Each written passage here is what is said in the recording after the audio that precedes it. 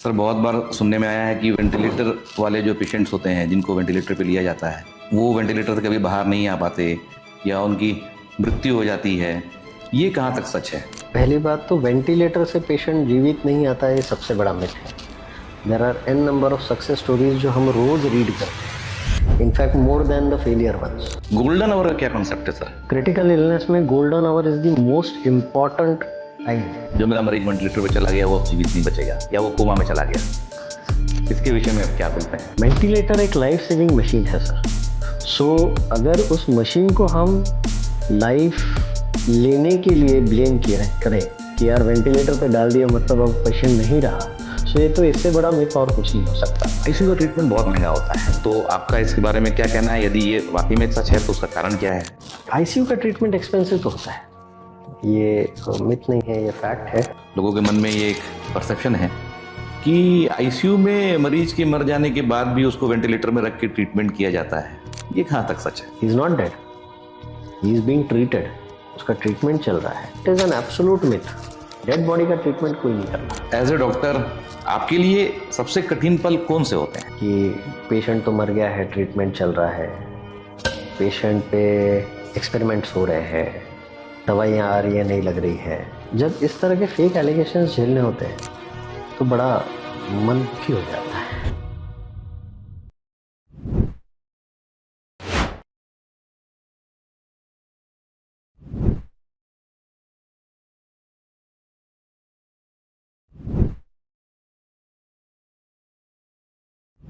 नमस्कार दोस्तों, welcome again to the VK show. मेरे इस पॉडकास्ट का जो मेन पर्पस है वो लोगों को एजुकेट करना हेल्थ के विषय में, साथ ही साथ मिथ्स और फियर्स होते हैं जो हेल्थ फैसिलिटीज़ को लेके, उनको दूर करना। और इसी कड़ी में आज हम एक बहुत ही इम्पॉर्टेंट और इमोशनल टॉपिक पे बात करने वाले हैं, ICU. ICU means intensive care unit. The moment एक पेशेंट को आईसीयू में एडमिट किया जाता है, पेशेंट के साथ साथ उनके रिलेटिव भय और डर के दौर से गुजरने लगते हैं। वेंटिलेटर्स, मॉनिटर्स, क्रिटिकल कंडीशन, ये सारे शब्द डर और भय पैदा करते हैं। एक्चुअल में आईसीयू के भीतर होता क्या है? वेंटिलेटर्स की सच्चाई क्या है? क्रिटिकल केयर क्या होता है? आईसीयू के भीतर डॉक्टर्स पेशेंट्स को कैसे मैनेज करते हैं? इन्हीं सभी बातों को जानने के लिए आज हमारे साथ सुयश हॉस्पिटल के चीफ इंटेंसिविस्ट, एक जाने माने ICU and critical care expert doctor Vikrant हमारे साथ मौजूद हैं।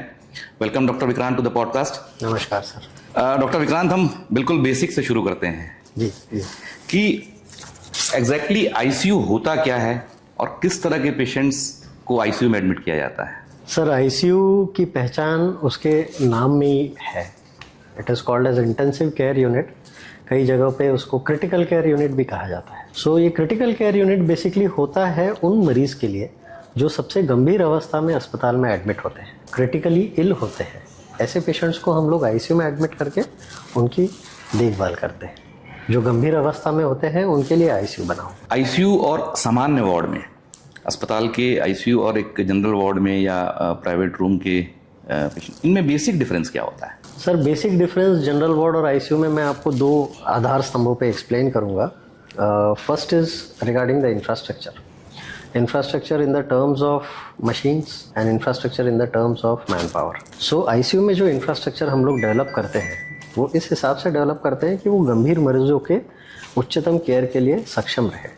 वहाँ टॉप एंड वेंटिलेटर्स मिलेंगे आपको, हाई एंड इन्फ्यूजन मशीन्स मिलेंगे, बेस्ट से बेस्ट डायलिसिस मशीन मिलेंगी, ऑक्सीजन प्रोवाइड करने के अलग अलग मशीन्स मिलेंगे। सो ये सारी मशीनें they are very you require a technical knowledge of the machines as well as understanding of the critical illness, so that इनके कॉम्बिनेशन से हम पेशेंट का बेटर ट्रीटमेंट कर पाए। So one is infrastructure from machine point of view. Second infrastructure जो रहता है that is labour point of view. मतलब वहाँ की जो आईसीयू टीम होती है, they are well equipped, they are well trained, they are board certified to take care of these kind of critically ill patients, जो गंभीर मरीज होते हैं। ये सारी चीज़ें जनरल वार्ड में अवेलेबल नहीं होती। That is the basic difference between ICU and general. तो सर, फैमिली को कब समझ में आता है या कब उसको समझना चाहिए कि उनके मरीज को आईसीयू में देखभाल की ज़रूरत है या उसको आईसीयू में एडमिट करने की ज़रूरत है? फैमिली के लिए it is not very easy to make out कि ये मेरे पेशेंट को आईसीयू की ज़रूरत है कि नहीं, उसका सबसे पहला जो लिमिटेशन होता है वो ये होता है कि जब उनका मरीज़ क्रिटिकली इल होता है तो वो उस एगोनी को देखते हुए ये डिसाइड नहीं कर पाते कि इनको कैसे हैंडल किया जाए। But broadly speaking, in the sense of awareness, अगर पेशेंट के कोई भी क्रिटिकल साइंस में ऊंच नीच मेंशन होती है या पता चलती है, वाइटल साइंस मतलब ऐसे साइंस जो उनके लाइफ के सर्वाइवल के लिए वेरी इंपॉर्टेंट है, बहुत इंपॉर्टेंट है, जैसे पल्स, ब्लड प्रेशर, ऑक्सीजन का सैचुरेशन, सांस लेने की गति, उनका मेंटल स्टेटस, ये सारे साइंस में अगर कहीं ऊंच नीच पाई गई, गड़बड़ी पाई गई, तो ऐसे पेशेंट्स को डेफिनेटली आईसीयू में एडमिट करना चाहिए। ज़रूरत पड़ती है। करेक्ट। तो सर, जब भी कोई सीरियस पेशेंट आपके पास में आईसीयू में आता है तो उसके ट्रीटमेंट का सबसे जो प्रायोरिटी है या प्राथमिकता है वो क्या होती है? सबसे पहले आपकी क्या प्राथमिकता होती है उसके ट्रीटमेंट में? सर, जैसे पेशेंट को एडमिट करने के लिए उनके वाइटल साइंस के derangement is the primary guidance देता है, derangement in the vital science. वो वाइटल साइंस को स्टेबलाइज करना, ये सबसे पहली प्राथमिकता होती है आईसीयू के ट्रीटमेंट। और इसको हम लोग हमारे लिटरेचर में एक फार्मूला से याद रखते हैं, that is ABC। A stands for airway, B stands for breathing and C stands for circulation. अगर कोई पेशेंट गंभीर अवस्था में मेरे पास आया है या आईसीयू में एडमिट हुआ है और अगर उसका airway that is wind pipe, श्वास नली की नली, ये अगर सक्षम नहीं है, ये अगर ओपन नहीं है, तो वो श्वास नहीं ले पाएगा। सांस नहीं ले पाने की वजह से उसकी स्थिति और गंभीर हो जाएगी। तो सबसे पहले you have to address their airway. Second is breathing. अगर उसकी सांस लेने की गति ठीक नहीं है, सांस नहीं ले पा रहा है या ज़्यादा ले रहा है या कम ले रहा है, तो उसको ऑप्टिमाइज़ करना, ये सेकंड प्रायोरिटी होती है। थर्ड हम असेस करते हैं सर्कुलेशन का असेसमेंट होता है पल्स से और ब्लड प्रेशर से। सो ये दोनों वाइटल साइंस है, तो इनको स्थिर करना भी प्राथमिकता होती है जब पेशेंट आईसीयू में एडमिट होता है। करेक्ट। गोल्डन आवर का क्या कॉन्सेप्ट है सर आईसीयू के पेशेंट्स के मैनेजमेंट में या किसी भी पेशेंट के मैनेजमेंट में, ट्रीटमेंट में गोल्डन आवर का क्या रोल है? गोल्डन आवर हम बहुत सुनते हैं, गोल्डन आवर में पेशेंट को पहुंचना चाहिए ट्रीटमेंट के लिए, तो ये क्या कंसेप्ट है सर? क्रिटिकल इलनेस में golden hour is the most important time in the life time of that patient. Why? Because अगर गोल्डन आवर में उस व्यक्ति को सही इलाज मिल जाए तो इसके रिजल्ट्स, उसके बचने की संभावना और उसके रिजल्ट्स में जो इम्प्रूवमेंट आता है, that is totally different, that is par comparable.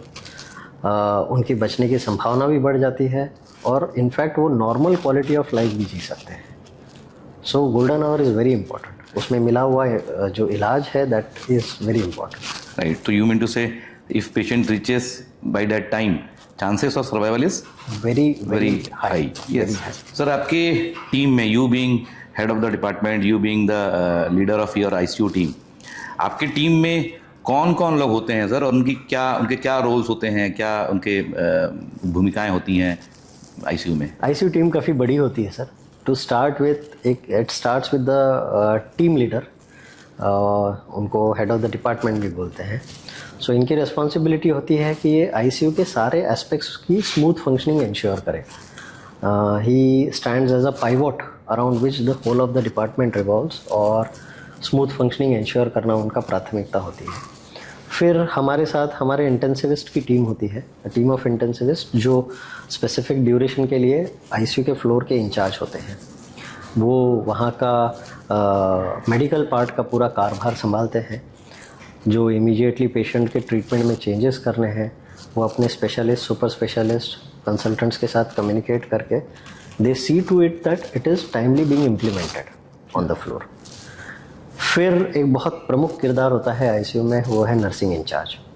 So patient के इमीडिएट सेवियर और पेशेंट के इमीडिएट केयर टेकर्स जो होती है नर्सेस, उनके मुखिया को कहते हैं नर्सिंग इंचार्ज। सो उनकी रिस्पॉन्सिबिलिटी होती है कि वो अपने बच्चों को टाइम टू टाइम ट्रेनिंग दे, टाइम टू टाइम उनको अवेयर कराए, पेशेंट के केयर में उनको हेल्प करे।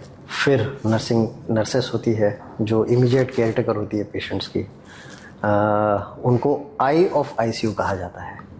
मतलब उन्होंने, they are the fellows who will observe the derangement in a first instance. सबसे पहले पेशेंट की गड़बड़ी अगर कोई नोटिस करती है तो वो नर्स होती है। राइट। और फिर उनकी रिस्पॉन्सिबिलिटी होती है कि ये मैसेज कम्युनिकेट करके उस पर टाइमली इंटरवेंशन इंश्योर करे, जो भी ट्रीटमेंट में चेंजेस हुए हैं उसको एग्जीक्यूट करें। फिर हमारे मैनेजेरियल स्टाफ होते हैं जो एक प्रमुख किरदार निभाते हैं हमें हमारे पेशेंट के रिलेटिव से या नॉन मेडिकल पार्ट से जोड़ने में।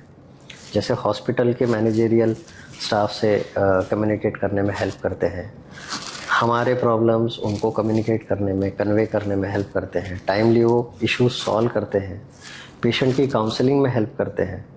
पेशेंट अगर बाहर आईसीयू के हॉल में वेटिंग एरिया में एंशियस हो रहे हैं तो वो हमें आके बताते हैं, फिर हमें उनकी काउंसलिंग में हेल्प करते हैं basically. So they also perform a very important role in. Right.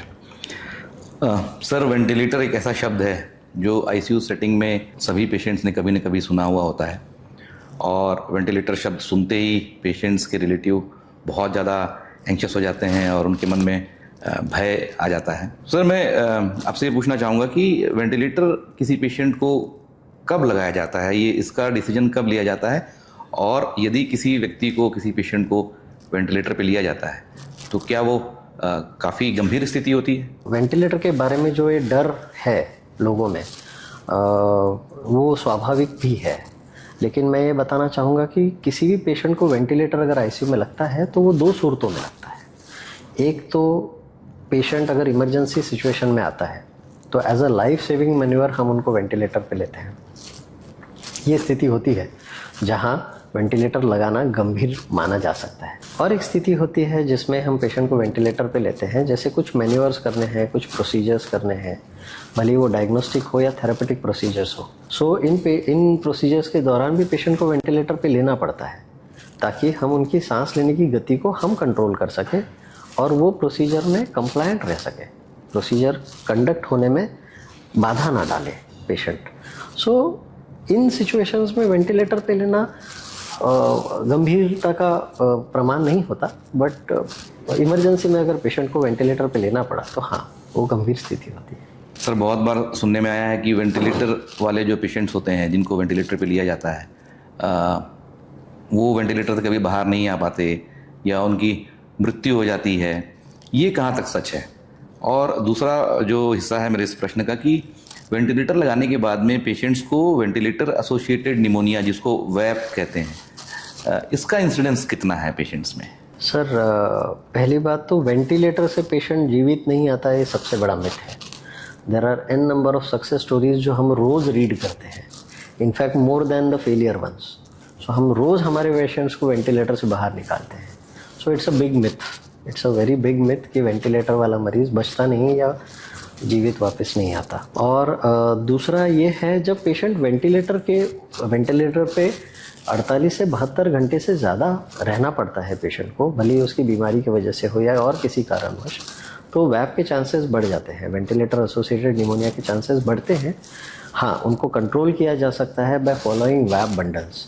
So VAP bundles हमारे आईसीयू में फॉलो किए जाते हैं और उनसे इंसिडेंसेस हमारे आईसीयू में तो बहुत ही कम है। सर, मल्टी ऑर्गन फेलियर और सेप्सिस, इनके पेशेंट्स मैं समझता हूँ कि आईसीयू में बहुत फ्रीक्वेंटली एडमिट होते हैं। तो सर, सेप्सिस या गंभीर रूप से बीमार पेशेंट्स या मल्टी ऑर्गन फेलियर के पेशेंट्स का ट्रीटमेंट आईसीयू में कैसे किया जाता है? ऐसा मल्टी ऑर्गन फेलियर वाले पेशेंट्स, आप मान के चलिए अगर मेरे पास 100 पेशेंट्स एडमिट हो रहे हैं आईसीयू में, so at least 97 to 98 patients out of those 100 patients come in multi organ failure. Multi organ failure की हमारे टेक्स्ट बुक के हिसाब से परिभाषा है जिनका एक से ज़्यादा ऑर्गन का इन्वॉल्वमेंट हो जाता है बीमारी के चलते, उनको हम मल्टी ऑर्गन फेलियर में काउंट करते हैं। सो हाँ, it is very challenging. Multi organ failure वाले पेशेंट्स का treatment is very challenging in the sense कि वी बीइंग एन इंटेंसिविस्ट, हमें पूरी पेशेंट की बॉडी का वेलबींग सोचना पड़ता है। We are not being trained that way कि मैं किडनी का या लंग्स का स्पेशलिस्ट हूँ या हार्ट का स्पेशलिस्ट हूँ, because the moment you take a biased decision in the favor of any of the organ, the second organ has to pay the price. Okay. So the multi-organ failure patients की treatment has to be absolutely unbiased, It's a very thin pathway on which you have to walk and take out the patient in successful way. Multi organ failure या sepsis के जो patients होते हैं sir, जैसा आपने बताया कि multiple organs उसमें इन्वॉल्व हो जाते हैं, तो नेचुरल है कि मल्टीपल डिपार्टमेंट्स का भी उसमें इन्वॉल्वमेंट उनके मैनेजमेंट में होता है। तो मल्टीपल डिपार्टमेंट्स के जो कंसल्टेंट्स होते हैं उनको आप एज अ आईसीयू इंचार्ज कैसे हैंडल करते हैं? Sir, we have to respectfully take their opinion as far as the management of that single organ treatment is concerned. But हाँ, जैसे मैंने थोड़ी देर पहले कहा, मुझे as a patient, as a whole patient मुझे उसको ट्रीट करना है and I have to take out whole of the patient from the ventilator, या उसको मुझे patient as a patient discharge करना है। सो मैं कभी भी किसी एक ऑर्गन के वेलबींग के पॉइंट ऑफ व्यू नहीं सोच सकता। सो मुझे एक कड़ी बननी पड़ती है सारे स्पेशलिस्ट के बीच में। जैसे मैंने पहले प्रश्न में भी कहा था कि I stand as a pivot around which whole of my department functions. I have to coordinate, I have to take the call and communicate the opinions to each of the specialists, take their opinion on the contrary and then implement it to the patient. So yes, एक प्रमुख भूमिका मुझे निभानी पड़ती है ताकि सब में सामंजस्य आए और एक ऐसा डिसीजन पेशेंट के बेनिफिट में लिया जाए जिससे उसकी इलाज में बेहतरी हो। तो यू फील कि team work is a very important factor for management of such kind of patient? Absolutely. And you being ICU incharge, आप उस टीम को लीड करते हैं? राइट, ठीक सर। मैं अब कुछ पेशेंट्स के जो रिलेटिव्स जो बाहर आईसीयू के वेट करते रहते हैं उनसे संबंधित कुछ प्रश्न पूछना चाहूँगा कि सर, जब कोई पेशेंट एडमिट है और उनके रिलेटिव्स आईसीयू के बाहर वेट करते हैं, चिंतित हैं, परेशान हैं, एंशियस हैं, तो उनको आप कैसे हैंडल करते हो? उनको आप क्या सलाह देना चाहोगे कि वो किस तरह से चीज़ों को परस्यू करें, कैसे हैंडल करें? कैसा रहता है आपका उनसे इंटरेक्शन? तो स्वाभाविक है, अगर किसी का पेशेंट आईसीयू में है तो उनका चिंतित होना स्वाभाविक है, और ये चिंता विश्वास में बदलना ये हमारा काम होता है। ये अचीव करने का मेरा एक मोडस होता है frequent communication. So yes, I am available for the patients relative whenever they feel so कि उनको कोई कन्फ्यूजन है, उनको ये नहीं समझ में आ रहा कि पेशेंट के साथ क्या हो रहा है, किसी एक स्पेशलिस्ट का एक्स ओपिनियन है, दूसरे स्पेशलिस्ट का वाई ओपिनियन है, सो दे आर कन्फ्यूज्ड कि अंदर चल क्या रहा है। So in that case frequent communication to the patient relative, telling them what exactly is going to happen, और उसका एक फीडबैक कॉल, मतलब close loop communication and frequent counselling, this solves the purpose. ये हमें हेल्प करता है उनका trust जीतने में, और धीरे धीरे जैसे उनका ट्रस्ट बिल्टअप होता है ये कम्युनिकेशन गैप भी कम हो जाती है एंड ग्रेजुअली उनकी जो एंग्जाइटी है उसको रिलीफ मिलने में मदद मिलती है। राइट, तो यू मीन टू से डेट कि पेशेंट्स को आपके लेवल पे जो कम्युनिकेशन है उसको आप फ्रीक्वेंट और ट्रांसपेरेंट और फेयर रखते हैं, तो जिससे पेशेंट्स अपने रिलेटिव्स के बारे में उनको जानकारियाँ मिलते रहती हैं। एब्सोल्युटली। पेशेंट्स के जो रिलेटिव्स होते हैं उनका पेशेंट्स के ट्रीटमेंट में क्या कंट्रीब्यूशन होता है या क्या कंट्रीब्यूशन होना चाहिए? आपको क्या लगता है कि आईसीयू में जो भर्ती है मरीज, उनके जो परिवार वाले हैं, उनका क्या योगदान होना चाहिए ट्रीटमेंट में? इसको देखने के भी दो नज़रिए हैं सर। एक तो पेशेंट के रिलेटिव्स के पॉइंट ऑफ व्यू अगर आप देखें, सो बिल्कुल उनको हक है हर एक चीज़ जानने का, उनको हक है उनके पेशेंट के ट्रीटमेंट में इक्वली कंट्रीब्यूट करने का, ओपिनियंस देने का, उनको हक है ये डिसाइड करने का कि उनके पेशेंट के लिए ट्रीटमेंट इम्प्लीमेंट होनी चाहिए या नहीं। मेडिकली हम लोगों की ड्यूटी है कि हम लोग उनको बेस्ट पॉसिबल ओपिनियन दें और उनके पेशेंट के बेस्ट बेनिफिट के पॉइंट ऑफ व्यू जो भी किया जाना चाहिए उनको ट्रांसपेरेंटली बताएं। नाउ सो होता क्या है, right now we are in a era of evidence based medicine. Yes, so जैसे हम डायग्नोसिस के लिए एविडेंस कलेक्ट करते हैं, वैसे ही हम ट्रीटमेंट के पॉइंट ऑफ व्यू भी पेशेंट के रिलेटिव्स को इक्वली इन्वॉल्व करते हैं। We make them explain what is going to happen and we take a consent from them so that they feel like being getting participated in the patient care. So once they have an authority to consent on anything, उनको ये feeling आती है कि yes, मेरे patient के साथ जो भी किया जा रहा है मुझे पूछ के, मुझे उस ट्रीटमेंट के लूप में रख के किया जा रहा है। करेक्ट। सो ये ट्रस्ट बिल्ड करता है। तो आपके हिसाब से ये जो ट्रीटमेंट में जो टीम वर्क है उस टीम का एक हिस्सा वो परिवार के लोग भी होते हैं। बिल्कुल होने चाहिए सर जी। ठीक ठीक।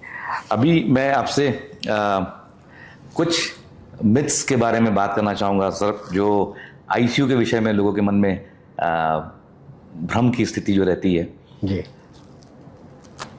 सबसे पहला भ्रम तो ये होता है कि भाई जो मेरा मरीज वेंटिलेटर पे चला गया वो अब जीवित नहीं बचेगा या वो कोमा में चला गया। इसके विषय में आप क्या बोलते हैं? वेंटिलेटर एक लाइफ सेविंग मशीन है सर। सो अगर उस मशीन को हम लाइफ लेने के लिए ब्लेम करें कि यार वेंटिलेटर पे डाल दिया मतलब अब पेशेंट नहीं रहा, सो ये तो इससे बड़ा मिथ और कुछ नहीं हो सकता। It is a life saving machine, it is not life मतलब मैं ये एक पूरी तरह से गलत बात है, गलत धारणा है पेशेंट के रिलेटिव्स में अगर ऐसा है तो। और दूसरा, अगर वो कोमा में है ऐसा पेशेंट के रिलेटिव्स को लगता है तो there are scientific protocols to prove that. जैसे हम डेली पेशेंट को सिडेशन वेकेशन देते हैं। मतलब व्हाट वी डू इज़ हम लोग कोशिश करते हैं कि पेशेंट को जो शांत करके रखने के लिए जो दवाइयाँ दी जाती है, जो सिडेशन होता है, उसको हम लोग थोड़ी देर के लिए ऑफ करें। पेशेंट के रिलेटिव्स को उस समय बुलाएं, उस समय बेसिक लाइफ के साइंसेस उनके सामने डेमोन्स्ट्रेट करें, जैसे मिनिमल आई ओपनिंग है या मिनिमल कमांड फॉलोइंग है। ये करके हम उनका ट्रस्ट जीतने की कोशिश करते हैं। But this is a big myth कि वेंटिलेटर पे जाने के बाद पेशेंट कोमा में चले जाता है। दूसरा मिथ ये होता है आईसीयू में भर्ती हुआ मतलब ये लास्ट स्टेज है मरीज का।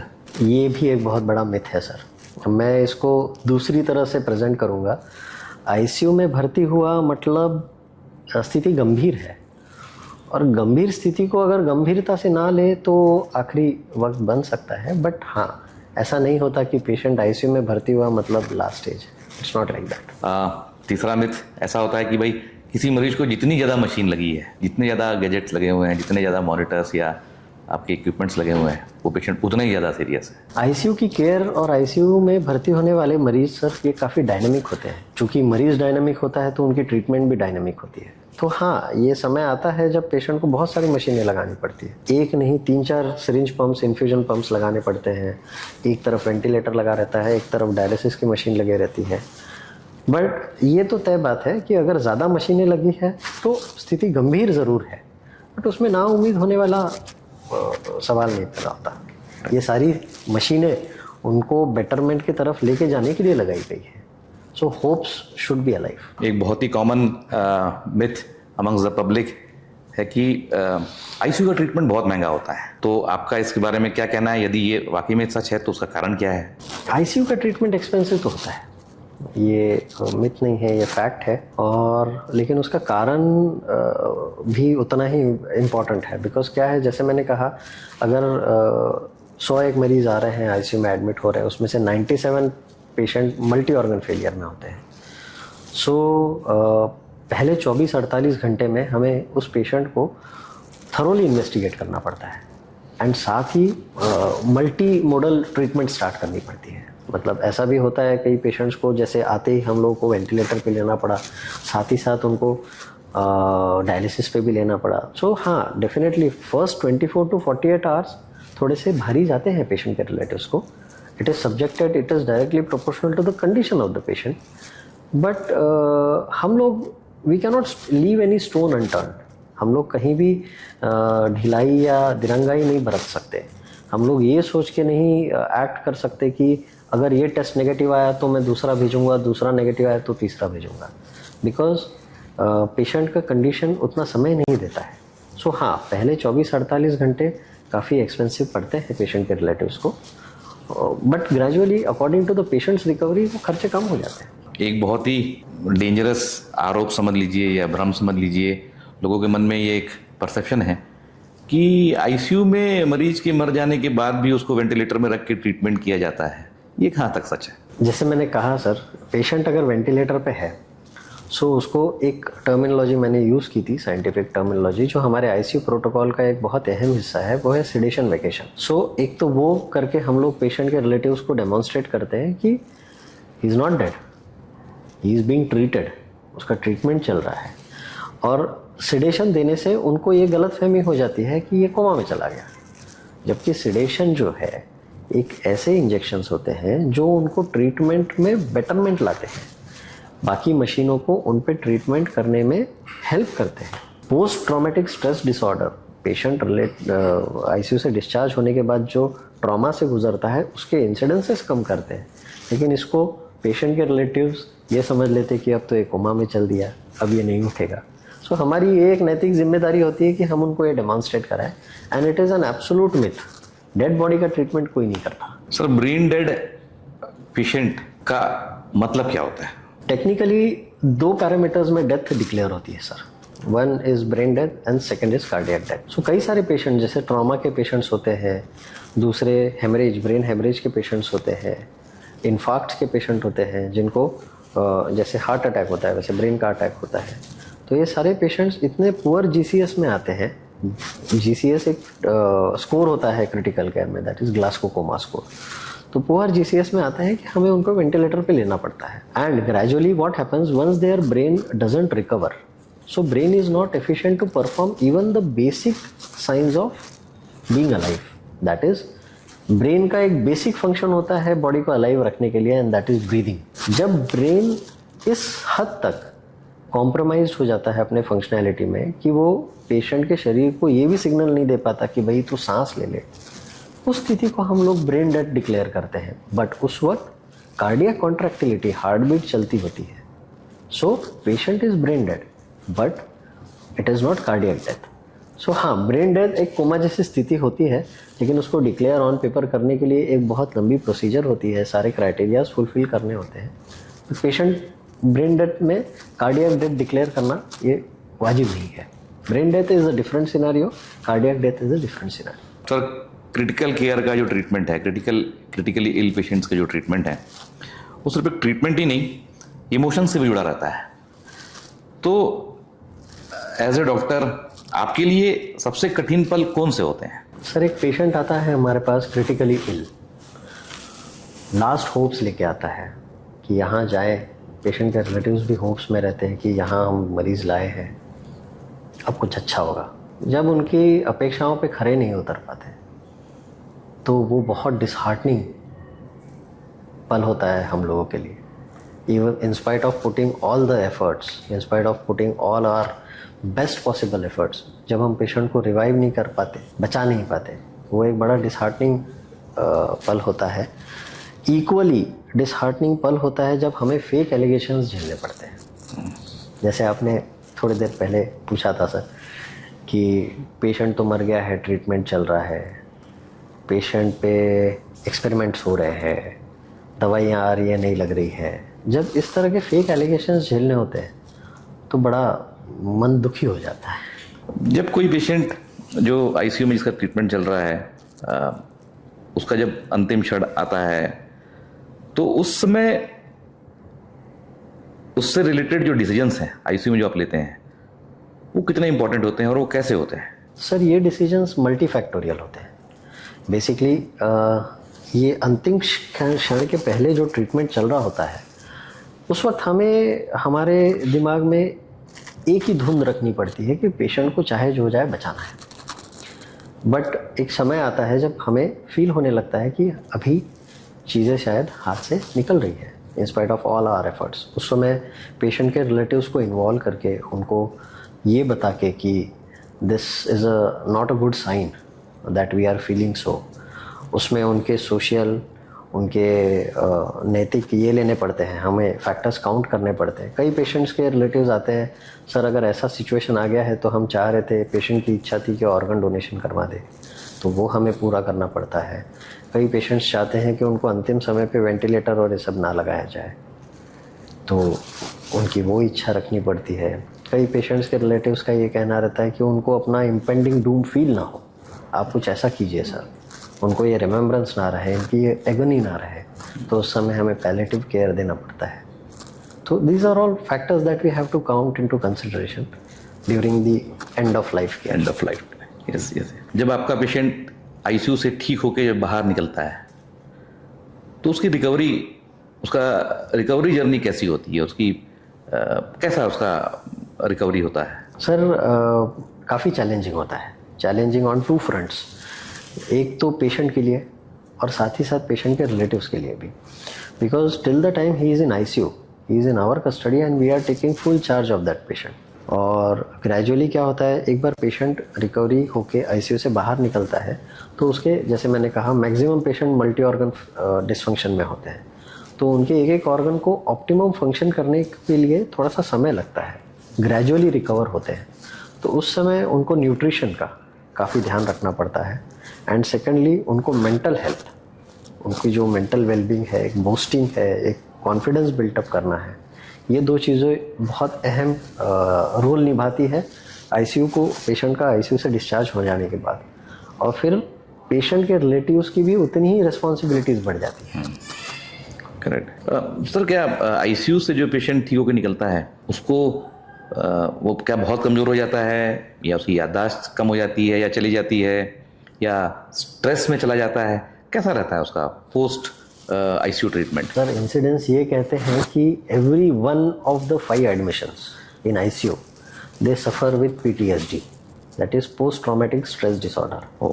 सो ICU एडमिशन अपने आप में एक ट्रॉमा है एक पेशेंट के लिए।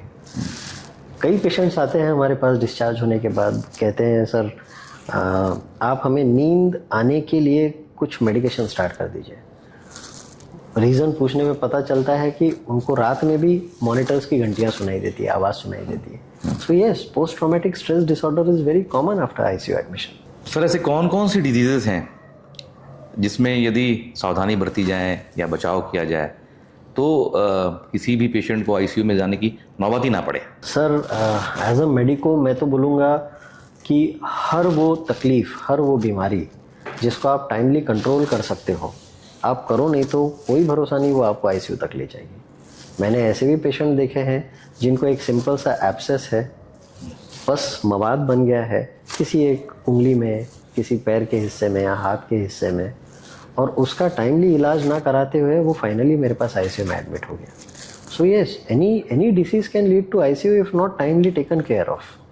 सिंपल निमोनिया है, सर्दी खांसी है, डायरिया है, ब्रीदिंग डिफ़िकल्टी है, ये सारी बीमारियां हैं। फॉर दैट मैटर मैं तो कहूँगा कि कोई भी बीमारी का टाइमली अगर इलाज ना हो तो you never know you can land up in ICU। तो ब्लड प्रेशर हो गया, या डायबिटीज़ हो गया, ओबेसिटी हो गई, मोटापा हो गया, ये पेशेंट्स की जो बीमारियां होती हैं उसकी गंभीरता को कितना बढ़ा देती हैं? बहुत, मतलब अगर पेशेंट किसी एक बीमारी से ग्रस्त है और उसी पेशेंट को हम नॉन डायबिटिक या डायबिटिक पेशेंट में कंपेयर करें तो डायबिटिक पेशेंट्स में कॉम्प्लिकेशंस काफ़ी बढ़ जाते हैं।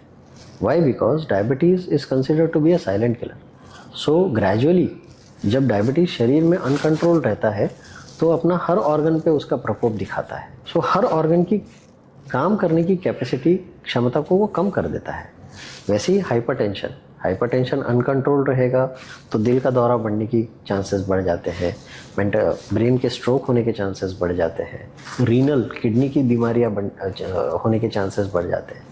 डायबिटीज़, मोटापा, हाइपरटेंशन, ये तीनों चीज़ों को अगर टाइमली कंट्रोल ना करें तो मैं ये कहूँगा कि पेशेंट को ICU में ही नहीं, मल्टी ऑर्गन डिसफंक्शन में जाने में भी समय नहीं लगता।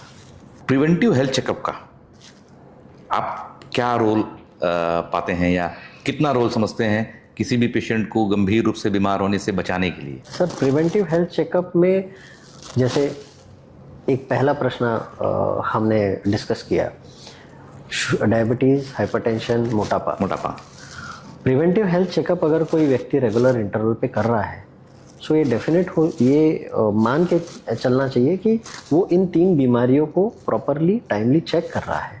और ऐसे ही नहीं, ऐसे कई सारे सरप्राइजेज रहते हैं जब प्रिवेंटिव हेल्थ चेकअप में ही व्यक्ति को पता चलता है कि भाई उनका कोलेस्ट्रॉल बढ़ा हुआ है, उनको थायराइड के इश्यूज़ है, ट्राइग्लिसराइड्स बढ़े हुए हैं, BP बहुत ज़्यादा है। ये सब कहाँ से पता? Preventive health checkup. So it is a very integral part of your. So you strongly recommend Yes. preventive health checkup to be done Yes. In regular intervals? Yes, sir. Right. Yes, absolutely. In ICU setup, आप तो in charge हैं ICU का, सारा काम काज आप देखते हैं, सबसे ज़्यादा सेटिस्फैक्टरी वर्क क्या लगता है आपको इन ICU setup in your work place? Sir, एक पेशेंट जब आपके पास क्रिटिकली इल आते हैं, मरणावस्था में आते हैं, पेशेंट के रिलेटिव्स आपकी तरफ as a last ray of hope देखते हैं और उस पेशेंट को जब आप डिस्चार्ज कर पाते हो, एक उसको जीवन दान दे पाते हो, इससे ज़्यादा संतोषजनक पल नहीं होता हमारे लिए. So yes, saving a life gives us an immense satisfaction. तो ऐसा कोई पेशेंट आपको याद है जिसकी रिकवरी ने आपको बहुत सेटिस्फैक्शन और बहुत ही ग्रेटिफिकेशन दिया? ऐसा कोई पेशेंट आपके ध्यान में है? हाल फिलहाल में सर कुछ महीनों पहले हमारे यहाँ एक बुज़ुर्ग भर्ती हुए थे, around 85-89 year old, mister Harshvardhan Tiwari ji. जब वो हमारे पास आए थे, उनके लीवर में एक गठान थी जो ब्लीड होकर फट गई थी. उन्होंने और उनकी फैमिली ने होप्स लूज़ कर दिए थे. He stayed in our ICU for 21 days. Lots of ups and downs देखे उन्होंने, और हमें भी काफ़ी कुछ चैलेंजेस फेस करने पड़े. जैसे मैंने कहा, वो भी मल्टी ऑर्गन डिस्फंक्शन में थे. वेंटिलेटर पे गए, 2 बार वेंटिलेटर पे गए, 2 बार वेंटिलेटर से बाहर निकले, डायलिसिस हुआ. बट हाँ, आज वो डिस्चार्ज होके अपनी एक नॉर्मल रूटीन ज़िंदगी जी पा रहे हैं. वो मरीज़ मुझे अभी भी याद है. करेक्ट. सो डॉक्टर विक्रांत, आप मुझे बताओ कि आप जिन मरीजों के बीच में रहते हो अपने वर्क प्लेस में, अपने ICU में, सब क्रिटिकली इल पेशेंट रहते हैं, मैक्सिमम वेंटिलेटर्स में रहते हैं, सीरियसली इल रहते हैं, अनकॉन्शियस रहते हैं, कोमाटोज रहते हैं. तो आप अपने आप को स्वस्थ रखने के लिए, इमोशनली, फिजिकली, मेंटली स्टेबल रखने के लिए आप पर्सनली क्या करते हो? सर, मेरे डेली रूटीन में मैंने वर्कआउट को for a physical health, and मेरी कुछ हॉबीज़ हैं. Like I like listening music, and I like listening to different instruments. So ये 2 चीज़ें मैं पर्सनली करता हूँ for my physical and mental wellbeing. So yes, daily workout is very important. That gives you physical strength, mental stability, and yes, you should harbor some hobbies that gives you a pathway to get out of your stress and anxiety, so you can recharge yourself and get back to your work with equal energy. Yes, work life balance को आप maintain करते हैं इस तरीके से. जी जी. अस्पताल के बाहर आप क्या हैं? एक सिंपल ह्यूमन बीइंग जो कोशिश करता है अपने वर्किंग टाइम पे अपना बेस्ट देने का, और मतलब ऑफ द वर्किंग टाइम अपने फैमिली के लिए समय निकालने का एक simple living human being. Sir, अंत में आप आम पब्लिक के लिए, पेशेंट्स के लिए, पेशेंट्स के रिलेटिव्स के लिए क्या एक संदेश देना चाहेंगे? तो स्पेसिफिकली क्रिटिकली इल पेशेंट्स के रिलेटिव जो बाहर वेट कर रहे हैं या जिनके पेशेंट ICU में हैं, उनको मैं 2 ही चीज़ें डिमांड करूँगा. एक तो trust on your ICU team, trust on the medical team जिनको आपने आपका पेशेंट हैंड ओवर किया है, एंड सेकेंडली पॉजिटिविटी. ये दोनों इंडिविजुअल को, मतलब इन क्वालिटीज़ को इंडिविजुअली भी काउंट करें तो इनमें इमेंस स्ट्रेंथ है. और अगर आप इसको कंबाइन कर दें, जैसे हमारी मान्यता में कहते हैं कि पता नहीं आपके ज़ुबान पे कब सरस्वती माँ विराजमान. तो why to speak negative? Yes, always consider positive. मेरा पेशेंट ठीक होके जाएगा, बच के जाएगा फॉर श्योर. सो मैं रिलेटिव से इतना ही चाहता हूँ, एक ब्लाइंड फेथ, एक blind trust and full of positivity. That's it. Very nice. It was very informative talk. बहुत ही आपसे अच्छी और महत्वपूर्ण जानकारी मिली doctor Vikrant ji sir. And मुझे उम्मीद है कि इस पॉडकास्ट से आप सभी का जो ICU और ICU के ट्रीटमेंट के प्रति जो भ्रम या भय, वो डेफिनेटली कुछ ना कुछ कम हुआ होगा. और यदि आपको यह पॉडकास्ट पसंद आए तो इसे लाइक, शेयर और सब्सक्राइब जरूर करें. मिलते हैं अगले पॉडकास्ट में फिर से नई जानकारियों के साथ में. Thank you.